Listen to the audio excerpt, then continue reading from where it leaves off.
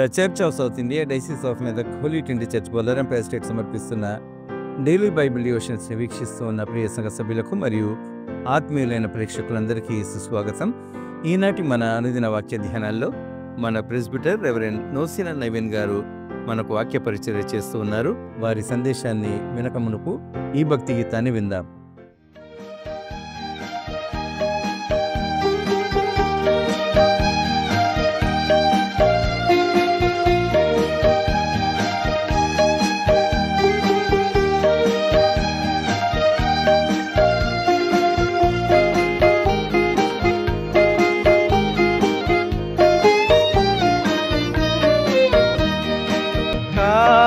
ద్రాక్షాలు కాయుటకు కారణమేమి? నీవు కారు ద్రాక్షాలు కాయుటకు కారణమేమి? రుచించు ద్రాక్షగా ప్రభుయేసు నాటగ నిన్ను, రుచించు ద్రాక్షగా ప్రభుయేసు నాటగ నిన్ను. నీవు కారు ద్రాక్షాలు కాయుటకు కారణమేమి?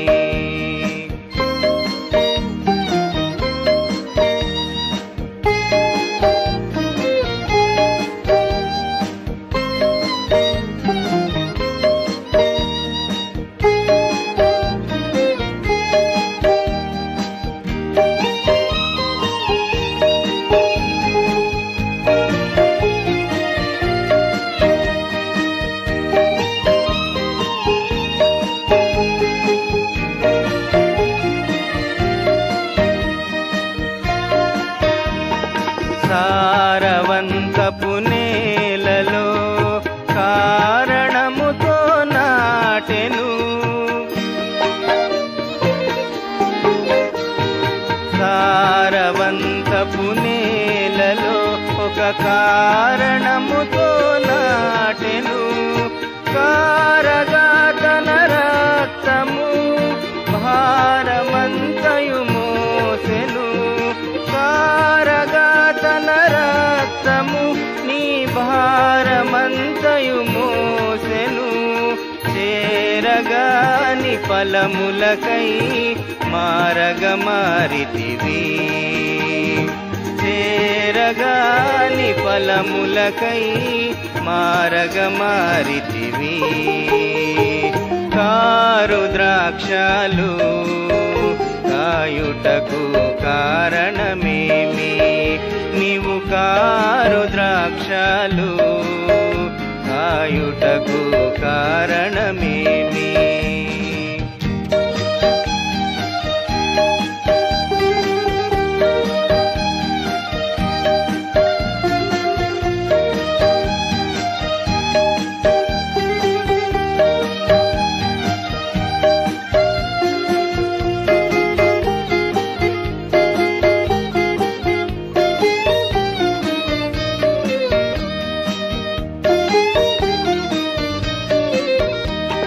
పారు జలములయోరన కారు మేఘము కురిపించే,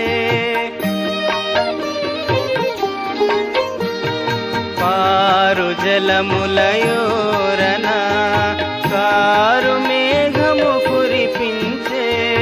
కోరు గాలి తుఫానులో మారు చీకటి రాత్రులలో, కోరు గాలి తుఫానులో మారు చీకటి రాత్రులలో.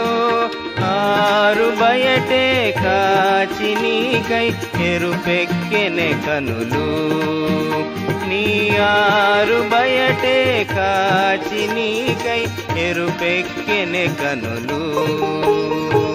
కారు ద్రాక్షాలు కాయుటకు కారణమేమి? నీవు కారు ద్రాక్షాలు కాయుటకు కారణమేమి?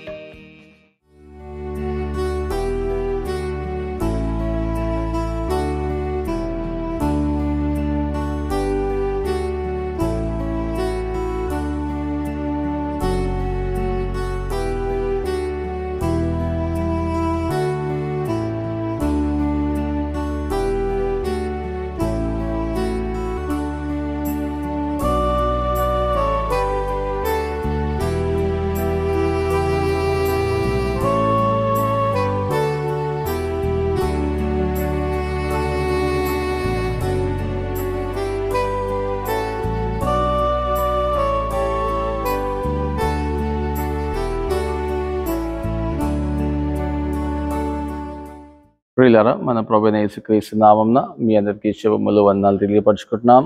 ఈ యొక్క ధారావాహిక అనుదిన ప్రేయర్లో మీ అందరినీ ప్రేమపూర్వకంగా ఆహ్వానిస్తున్నాను. చిన్న ప్రార్థన చేద్దాము. ప్రభువా, మీ పరిశుద్ధ నామానికి వందనాల స్థితిలో ఈ యొక్క ఉదయకాల సమయంలో మాకు ఇచ్చినటువంటి ఈ యొక్క శ్రేష్టమైనటువంటి సమయం బట్టి మీకు వందనాలు. మరోసారి ప్రభువా, మీ యొక్క వాక్కుతో మీ యొక్క బిడ్డలతో మీరే మాట్లాడి మీరే మహిమగంత ప్రభావాలు పొందుకోమని యేసు నామములో అడుగుచున్నాం మా ప్రియ తండ్రి, ఆమేన్. ప్రియులారా, మరి ఈరోజు మనము ధ్యానించేటువంటి అంశము యెషయా రాసిన గ్రంథం 5వ అధ్యాయము.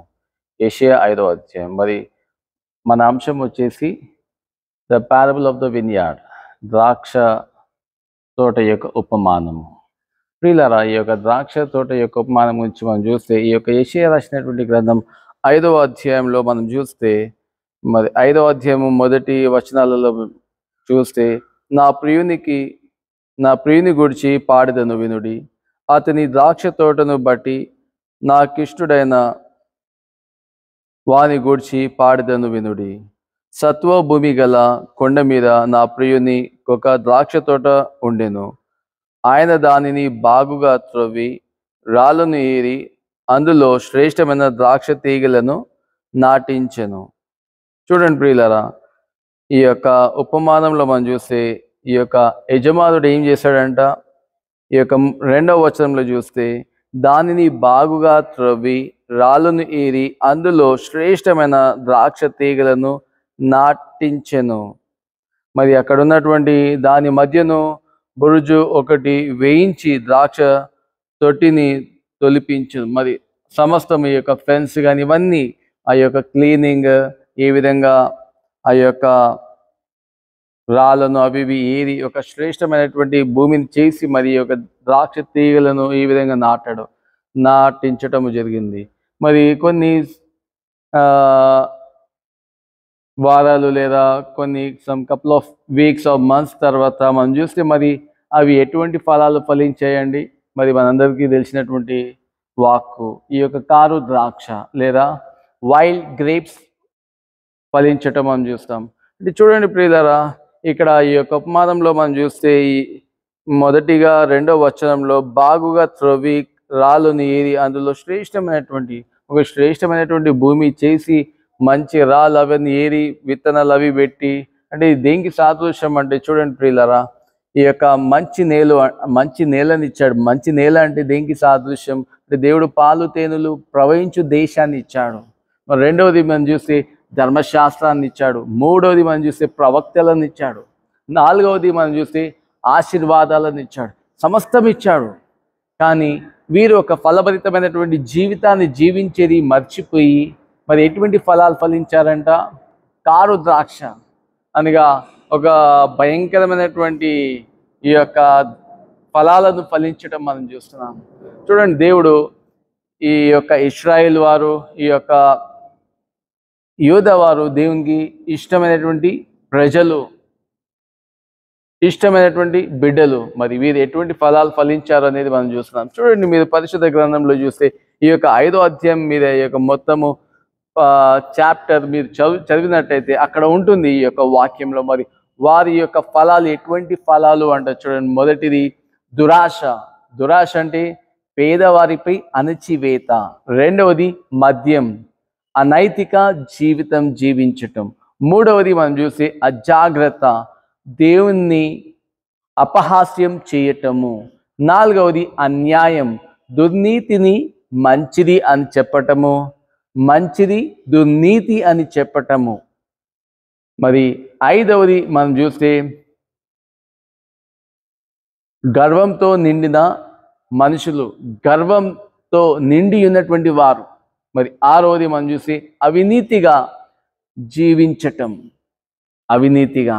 చూడండి, ఈ యొక్క 6 ఫలాలను వీరు ఫలించి ఉంటున్నారు అనేటువంటి విషయాన్ని మనం చూస్తున్నాం. మరి మన అందరికీ తెలిసినటువంటి సంగతి, యెషయా 8వ శతాబ్దపు ప్రవక్త. మరి ఈయననే గారు మీకా, ఆమోస్, హోజియా వీరందరూ 8వ శతాబ్దపు ప్రవక్తలే. ప్రియులారా, మరి వీరి గురించి మనకి చెప్పనవసరం లేదు. మరి వీరు ఎక్కువ మటుకు ప్రకటించింది ఏది అంటే సామాజిక న్యాయం కొరకు, సోషల్ ఇంజస్టిస్ మరి వీటిని నిర్మూలించాలా, ఒక యథార్థంగా జీవించాలనేటువంటి ఒక తపన వారి యొక్క వాక్యము. మరి రెండవది మనం చూస్తే విగ్రహారాధన పై మరి వీరు పడటము. మరి దేవుడు ఏ విధంగా మన యొక్క పితరులతో ప్రదానం చేసుకున్నాడు, మరి వాటినన్నిటి మర్చిపోయి ఈ యొక్క అన్య దేవతలపై మరి వారు ఈ యొక్క విగ్రహారాధన అనేది మనం చూస్తున్నాం. మరి మూడవది మనం చూసి నైతిక భ్రష్టత్వం, మారల్ కరప్షన్. నైతిక భ్రష్టత్వంలో మరి వారి పడిపోవటం, అనగా పేదలను దోచుకోవటం, ఇవి వీరు చేసినటువంటి పనులు. మరి ఇట్టి కారు ద్రాక్ష లేదా ఈ యొక్క దేవుడు అపేక్షించినటువంటి ఫలాలను, అనగా ఈ యొక్క ప్రేమ, సంతోషం, సమాధానం, దీర్ఘశాంతం, మంచితనం, ఇవన్నీ వీరు ఫలభరితమైనటువంటి జీవితాలు ఇతరులకు ఉండేది పోయి ఇతరులను దోచుకొని ఉండటం అనేది మనం చూస్తున్నాము. ఇది ప్రియులారా, అంటే ఒక విధంగా చెప్పాలంటే దేవుడు మనలను తన యొక్క పోలికలో చేశాడు. ఆయన యొక్క పోలికలో చేశాడంటే దేవుడు ప్రేమ స్వరూపి. మరి మనమును ఒక ప్రేమమయమైనటువంటి జీవితం కలిగి ఉండాలనేది దేవుడు అపేక్షించాడు. కానీ వీరు ఎటువంటి ఫలాలను ఫలించాలంటే కారు ద్రాక్షలను ఫలించాడు. మరి దేవుడు ఎంతగానో సంతాపము పడడం మనం చూస్తాం. అందుకోసం మనం మొదటి అధ్యాయంలో చూస్తాం, ఆకాశమా ఆలకించుము, భూమి చెవియగుము, నేను నా బిడ్డలను పెంచి పెద్దవానిగా చేసి తిని, కానీ వారు నా మాట విననొల్లకపోయిరి. ఎద్దు తన కామందును ఎరుగును, మరి గాడిద తన సొంత దొడ్డిని ఎరుగును, కానీ నా బిడ్డలు యోచించలేకపోతున్నారు, వారు తెలిసి కొనలేకపోతున్నారు అనేటువంటి మాటను మనం యెషయా మొదటి అధ్యాయంలో మనం చూస్తాం. నిజమే ప్రియులారా, మా దేవుడు చూడండి ఎంత బాధతో ఈ యొక్క సృష్టితో మాట్లాడుతున్నాడు.